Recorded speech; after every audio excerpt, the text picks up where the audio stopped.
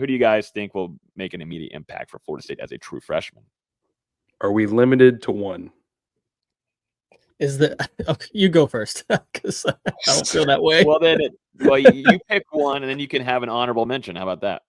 I just, I don't. You go first, Beezy. Let Beezy go first this time. Yeah, let the guy first, Beezy. Yeah, let the guy who doesn't follow recruiting. I don't know if there is an instant impact guy outside of maybe Usman Kroma. But outside that, we're all big fans of Kevin Wynn, but how often do we see true freshman defensive linemen make immediate impacts? It's super, super rare.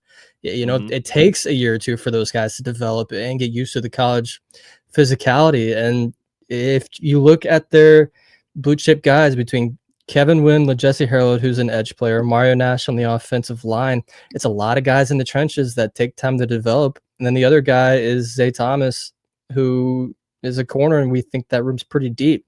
So outside of maybe Usman Kroma, who's again in a pretty deep room. I know they didn't play well last year, but I like the talent in that room. I don't know if there is an instant impact guy. Well, it's a good question, I guess, the way that I framed it, though. Which freshman can make an immediate impact, not one that will. So it's like naming one that has a chance to, at least, if there is any. Who do you think, Dustin? You have a handful. It seems like you've got a handful of them. You got to pick your top five. I agree with Kroma. I mean, there's certainly a path to him earning playing time in 2025. And as far as Kevin Wynn, I do think that he's going to be someone that sees the field for FSU in 2025, likely as the season goes on. But I mean, this is a guy who's going to be an early enrollee. He's getting into Tallahassee, I think, in the next couple of days. Going to be able to go through the off-season conditioning program, be here for spring practice, and obviously fall camp as well. And considering the talent, top 100 defender, already has a pretty mature frame for a guy who's going to be a true freshman at the college level. I think he could play for FSU next fall. And then another one for me, we talked about the wide receiver room, the struggles there. You're bringing in the guy in Javon Boggs, who set the single game record for receiving yards in the state of Florida, was just a couple of yards short from setting the state record as well.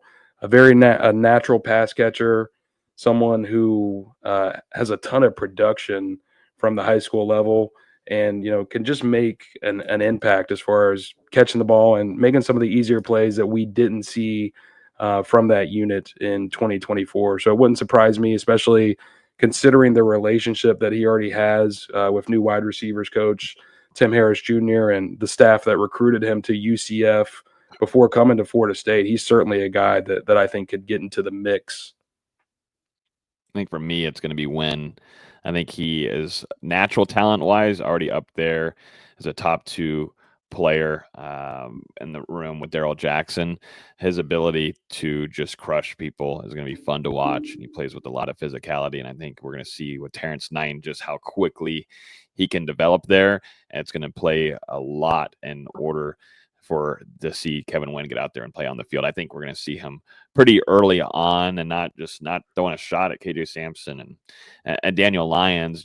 He's just a different kind of talent, man. And, I think Florida State able to hold on to him. I know a lot of schools were after him at the ending of his recruitment, but for the Seminoles to hold there and Terrence Knight to get him in this class is huge. And I think he has a chance to make an immediate impact. Not saying it's going to be week 1, but he is going to play in this upcoming season, I do believe.